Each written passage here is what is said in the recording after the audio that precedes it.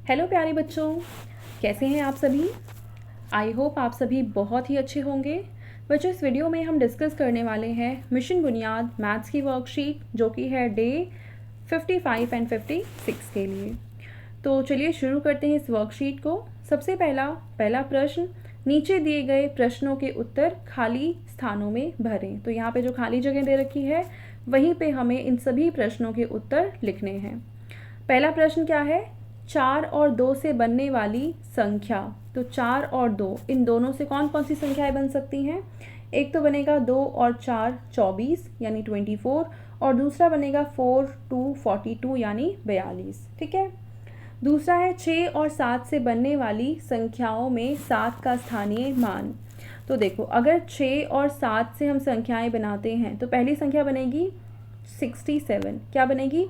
67। और इसमें 7 का स्थानीय मान कितना रहेगा? 7 ही रहेगा।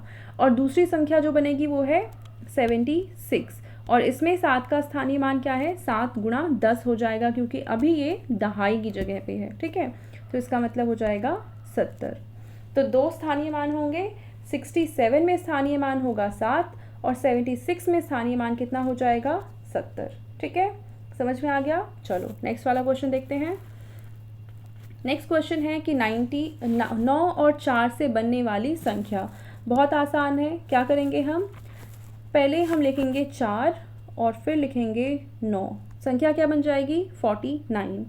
दूसरी संख्या बनाने के लिए 9 पहले लिखेंगे और 4 बाद में लिखेंगे, संख्या आ जाएगी 94। ठीक है।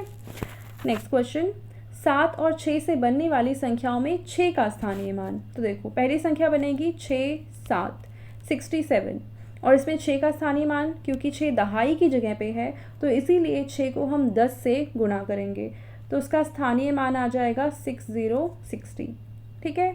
और दूसरी संख्या कौन सी बनेगी? 76। अब 6 यहाँ पे इकाई की जगह पे है तो इसका स्थानीय मान कितना रहेगा?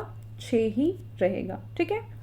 इसके बाद है कि 1 और 7 से बनने वाली संख्या। तो हमें बताना है कि 1 और 7 से कौन कौन सी संख्याएं बन सकती हैं। तो एक तो बन सकता है 1 7 17, और दूसरा बन सकता है 7 1 71। ठीक है। इसके बाद है 3 और 4 से बनने वाली संख्याओं में 4 का स्थानीय मान। कैसे पता करेंगे? बिल्कुल वैसे ही जैसे कि ये वाला क्वेश्चन किया है। चलो इसको सॉल्व कर लेते हैं। तो यहाँ पे क्या रखा है? 3 और 4 से बनने वाली संख्याओं का स्थानीय मान। तो पहले हम संख्या लिख लेते हैं।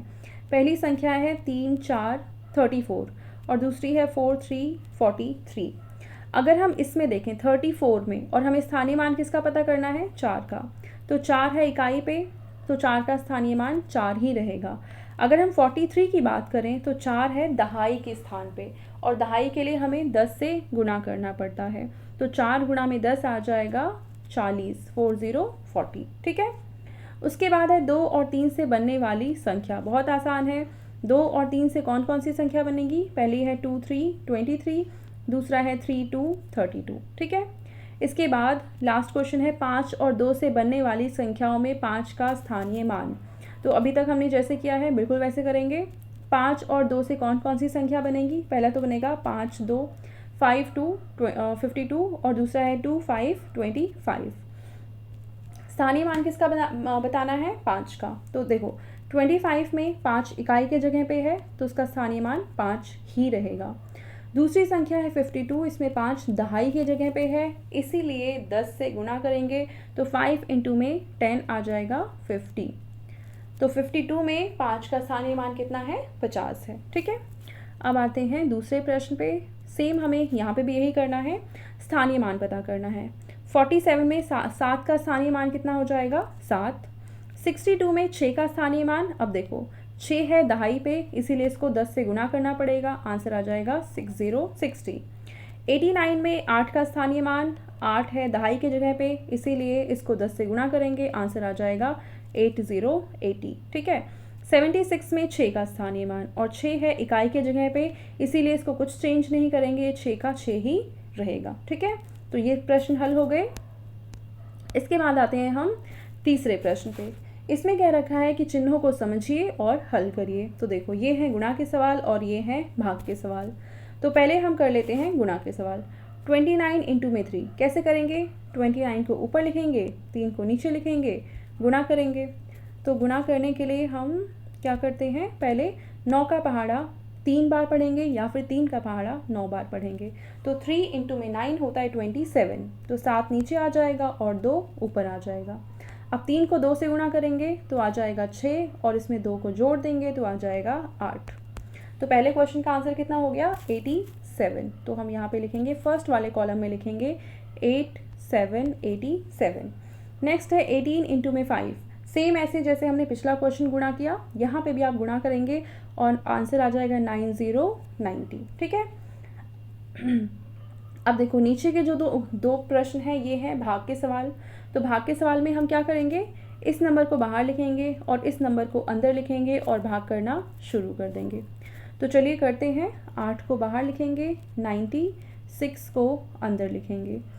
तो 8 1 जा 8, माइनस करेंगे बचेगा 1 और ये 6 आ जाएगा नीचे और 8 2 जा आ जाएगा 16, माइनस करने पे ये आ गया 0। तो आंसर कितना बचा? ये वाला होता है आंसर।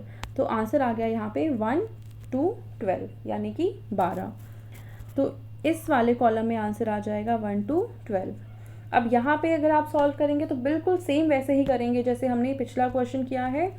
7 आप बाहर लिखेंगे और 8 4 84 अंदर लिखेंगे। अब 7 1 जा होता है 7, माइनस करेंगे बचेगा 1 और इस 4 को हम नीचे लेकर आएंगे। अब 7 2 जा होता है 14, माइनस करेंगे 0 आ जाएगा। आंसर कितना आया? फिर से आ गया 1 2 12 यानी कि 12। ठीक है, तीसरा सवाल हल हो गया। अब हम सॉल्व करेंगे फोर्थ क्वेश्चन। अनुमान लगाएं, अपने दोस्तों से बातचीत करें और पता करें। किस चीज़ का अनुमान लगाना है? इन सभी प्रश्नों को पढ़कर इनका जो भी पूछा है उसका अनुमान लगाना है। ठीक है। पहला है कि आप सुबह लगभग कितने बजे सोकर उठते हैं? तो आप जितने बजे भी उठते हैं, 6 बजे 7 बजे 6:30 7:30 8:30 जितने बजे भी उठते हैं वो यहाँ पे आप लिख देंगे। उसके बाद है कि आपको अपने घर से स्कूल तक जाने में लगभग कितना समय लगता है? हो सकता है 15 मिनट लगता हो, 20 मिनट लगता हो, तो जितना भी टाइम लगता है आप उसको यहाँ पे लिखेंगे। इसके बाद है कि आपको अपने घर से सबसे नज़दीक की दुकान तक जाने में लगभग कितना समय लगता है? तो आपके घर के पास में सबसे पास में जो दुकान है वहाँ अगर आप जाते हैं तो लगभग कितना समय आपको लग जाएगा वो आप यहाँ पे लिख देंगे। और इसके बाद है कि आपको नल से 1 बाल्टी पानी भरने में कितना समय लगता है? तो आप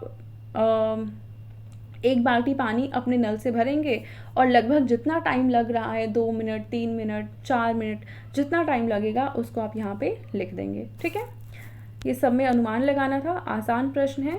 अब आते हैं 5वें प्रश्न के ऊपर, जिसमें हमें कह रखा है कि एक आदमी एक कार 25 किलोमीटर प्रति घंटा मतलब 1 घंटे में वो 25 किलोमीटर चलाता है अपनी कार को। अगर वो 1 घंटे चलाएगा कार को तो यानी वो 25 किलोमीटर की दूरी तय कर लेगा। ठीक है, तो हमसे पूछ रखा है कि 3 घंटे में कितनी दूरी कर लेगा वह इंसान। ठीक है, 1 घंटे में वो 25 किलोमीटर चल रहा है, 3 घंटे में कितना चलेगा? 25 को 3 से गुणा कर देंगे और गुणा करने पे आंसर आ जाएगा 75। ठीक है, तो 5th क्वेश्चन का आंसर हो गया 75 किलोमीटर। ठीक है, अब है छठा प्रश्न। एक मोटरसाइकिल 1 लीटर में 40 किलोमीटर की दूरी तय करती है, यानी एक साइकिल में अगर 1 लीटर पेट्रोल है तो वो 40 किलोमीटर की यात्रा तय कर पाएगी। तो हमें बताना है कि 2 लीटर पेट्रोल में वह कितनी दूरी तय करेगी, यानी अगर गाड़ी में 2 लीटर पेट्रोल है तो वह कितनी दूरी जा सकती है। कैसे पता करेंगे? 40 को ऊपर लिखेंगे, 2 को नीचे लिखेंगे और गुणा कर देंगे और आंसर आ जाएगा 80 किलोमीटर। ठीक है, तो ये है छठे प्रश्न का उत्तर। ठीक है, तो ये थी आज की हमारी मैथ्स की वर्कशीट। आई होप आपको ये वर्कशीट बहुत अच्छे से समझ में आई होगी। और बच्चों, अगर आपको वीडियो पसंद आई है तो उसको लाइक करें और इस चैनल को सब्सक्राइब करना ना भूलें। Thank you.